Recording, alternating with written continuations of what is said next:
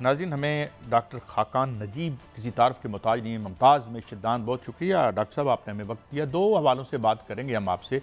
मैं पहले आपसे बात करता हूँ, इस जो ट्रंप साहब ने कहा है कि हाई टैरिफ, आपको याद है कि अब आंजानी मार्क्स ने कहा था इंटरनेशनल स्टेट होगी, तो उन्होंने कहा ये तो यूटोपिया है, फिर खुद ग्लोबलाइजेशन कर दी।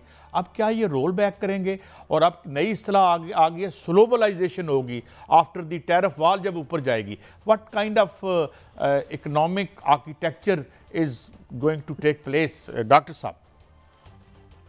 देखिए, एक तो बात ये है कि अभी तो उन्होंने ये बात कही है, इसको इफ़ेक्टिवली वो आगे कैसे लेकर चलेंगे और वो टैरिफ्स क्या सारे ममालिक पर होंगे या उन चंद ममालिक पर होंगे, जिनसे वो उन समझते हैं कि उनकी जो ट्रेड की डेफ़िसिट है, वो उसको तब्दील करना चाहते हैं या वो उससे रेवेन्यू कमाना चाहते हैं। तो एक तो ये बात है। ये अगर अक्रॉस द बोर्ड सब जगह हो, तो ये एक तख़मीना है कि 10 से 15% एक टैरिफ की रेजीम जो है वो करना चाहते हैं। सो हमें इसके खद्दो-खाल जो हैं आने दीजिए सामने। हमारी तो ज़्यादा एक्सपोर्ट चूँकि बेडवेयर, कॉटन, मेड अप्स, जो हमारी टेक्सटाइल है, अपैरल्स हैं, ये सारा कुछ जाता है, होमवेयर जाती है, सर्जिकल जाता है, लेदर गुड्स जाते हैं। तो क्या इन पे भी इतलाक होता है या सिर्फ़ हाई टेक पे इतलाक होता है? तो एक तो ये देखना है। दूसरी बात जो आपने की है वो दुरुस्त है, क्योंकि अब कुछ ऐसा है कोविड के बाद भी, और कुछ प्रोसेसेस के विद इन जो कंट्रीज हैं, जिस तरह की होनी चाहिए प्रोडक्शन, सो दैट कोई शॉर्टफॉल्स ना आए, सप्लाई चेन डिस्टर्बेंसेस ना आए, और जो महंगे रूट्स हैं उनको कवर करने के लिए ये भी बात की जा रही है। But I think that's a long way to go. Global value chains अभी भी एक बहुत बड़ा कॉन्सेप्ट है, यानी कि गाड़ी के पार्ट्स कहीं बनते हैं, असेंबल कहीं होती है, बिकती कहीं है। अभी भी ये जो प्रोसेस है ये इन वोग है, और मेरा नहीं ख्याल कि बहुत जल्दी डिसमेंटल हो लेकिन जाएगा। डॉक्टर साहब, बट ट्रंप कुछ ने कल जो ऐलान किया है, उन्होंने कहा ब्रिक्स पे मैं 100% टैरिफ जो है वो बढ़ाऊंगा और मैं जो टैक्स है वो भी बढ़ाऊंगा। डॉलर जो कि पहले ही गिरावट का शिकार है, अगर ब्रिक्स पर ऐसा होता है और वो अपनी करेंसी सामने ले आते हैं, तो फिर डॉलर का जो एक मिथ है वो तो टूट जाएगी और डॉलर जो है मजीद जो है वो गिरावट का शिकार हो जाएगा। देखिए, जो इस वक्त फ्रेमवर्क है उसमें तो यूरो या डॉलर ये एक मेन करेंसीज हैं, डॉलर ही ट्रेड की मेन करेंसी है। ब्रिक्स में भी जब बात हुई बिफोर दिस, तो कई कंट्रीज ने ये कहा कि नहीं, हम करना तो चाहते हैं, हम उस तरफ बढ़ना तो चाहते हैं, but this is a long way to गो।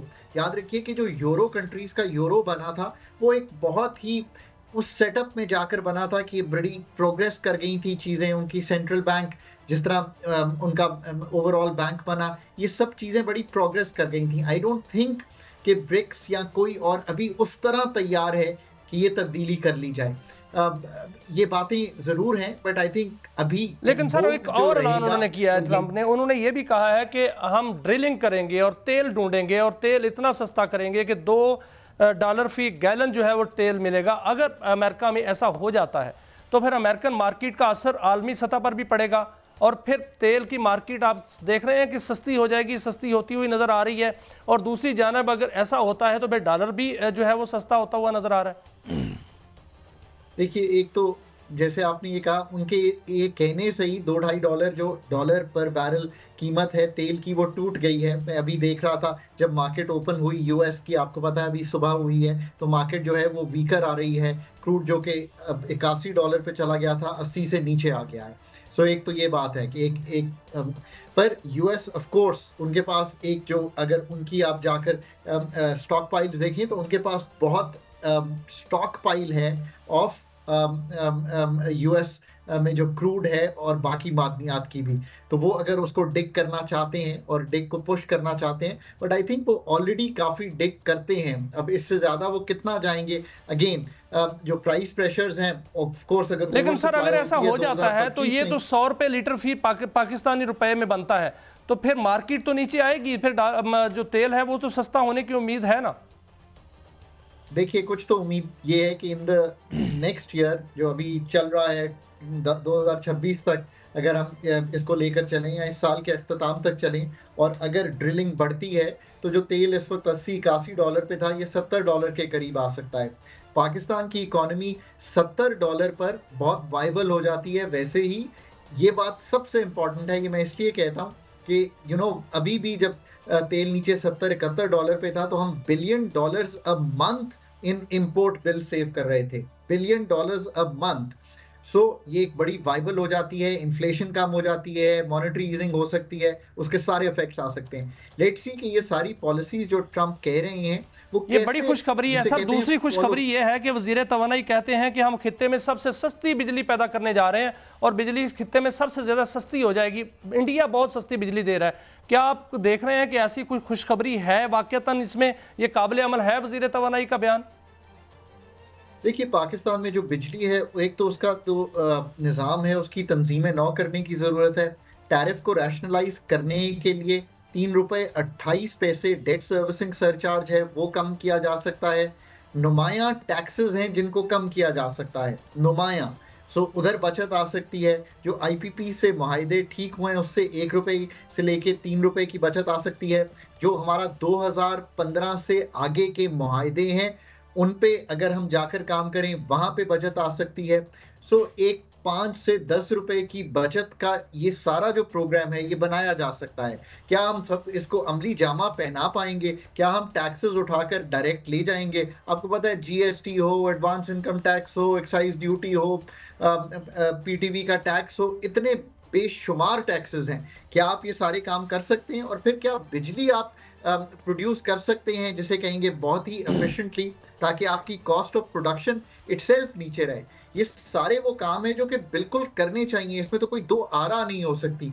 पर क्या हम ये सारे काम कर सकते हैं? That remains to be seen, and I hope कि the authorities are really serious about doing all this, because बिजली मैन्युफैक्चरिंग का एक इतना डॉक्टर साहब एक और डेवलपमेंट हुई है। हुकूमत जो है एक जानिब IPPs को बंद भी कर रही है, दूसरी जानिब उनसे नजरसानी भी हो रही है, उनका टैरिफ और उनका जो मुनाफा है वो भी कम हो रहा है। अगली जानब जो है हुकूमत बढ़ रही है कि नए IPPs 25 IPPs जो है वो लगाने जा रही है, जिसमें हुकूमत कहती है कि बड़े सस्ते होंगे, 7,490 मेगावाट के। तो आप क्या समझते हैं कि पुराने IPPs अगर बंद कर दिए जाते हैं और हुकूमती जो बिजली की बीमार कंपनियां हैं वो बंद कर दी जाती हैं, ये सस्ते पावर प्लांट लगाए जाते हैं, तो बिजली सस्ती हो सकती है? एक तो याद रखिए कि 43,000 मेगावाट की कैपेसिटी मुल्क में एग्जिस्ट करती है। समर्स में 25-26 हजार और विंटर्स में 10,000 मेगावाट की डिमांड आती है।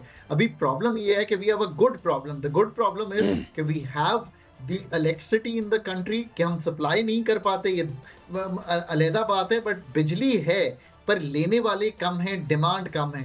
सो आगे जो 10 से 15,000 मेगावाट कॉन्ट्रैक्ट होने जा रहे हैं या होने के लिए जैसे कहेंगे इस वक्त पाइपलाइन में है, उनको तो रीनिगोशिएट करके स्लो डाउन करना पड़ेगा जब तक कि हमारी बिजली की डिमांड जो है वो उस हद तक नहीं बढ़ जाती कि हम। डॉक्टर साहब, मैं एक, क्योंकि वक्त कम है तो मैं एक सवाल ज़रूर पूछना चाहूँगा। एक और तजवीज़ आई है कि जी ये माहौलियाती आलूदगी से बचने के लिए 10 से 15 साल पुरानी गाड़ियाँ जो हैं, गाड़ियों को देख कभी आपसे बैठ के सेगमेंट करेंगे जो खिलवाड़ हुआ है, जहाँ पे जो हमें ये लिफाफे बेचते हैं इतने दुनिया के सबसे महंगे, जिन्हें हम कारें कहते हैं। बहरहाल ये कोई अच्छी पॉलिसी होगी, क्योंकि लार्ज स्केल मैन्युफैक्चरिंग हमारे पास यही गाड़ियाँ हैं जो हम असम्बल करके तो अपने फिगर दिखाते हैं। डॉक्टर साहब देखिए, एक तो ये बात है कि दुनिया इस तरफ चली गई है। फॉर एग्जाम्पल, कई साहब मैं पेरिस में भी रहता था, मैं वहाँ काम करता था, तो उन्होंने गाड़ियों की एक क्लासिफिकेशन की हुई है। 1 most efficient in terms of environment, 2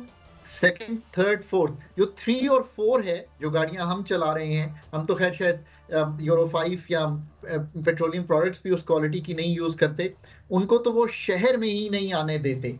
ये जो आप स्मॉग का प्रॉब्लम देखते हैं, ये जो हमारे इंजन्स हैं, कंबस्टन इंजन्स, और बहुत पुअर क्वालिटी के हैं, this is part of it.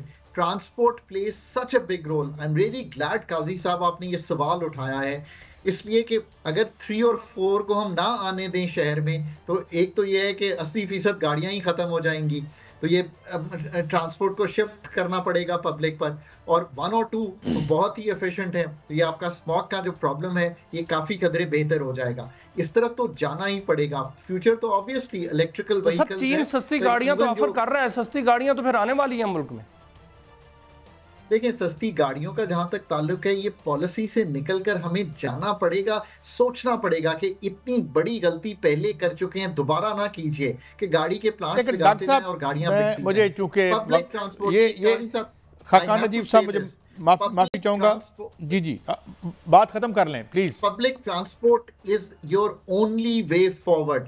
Tram हो, बस हो, इलेक्ट्रिक ट्रेन हो, किसी तरह के भी पब्लिक ट्रांसपोर्ट हो, that is your only way forward in life.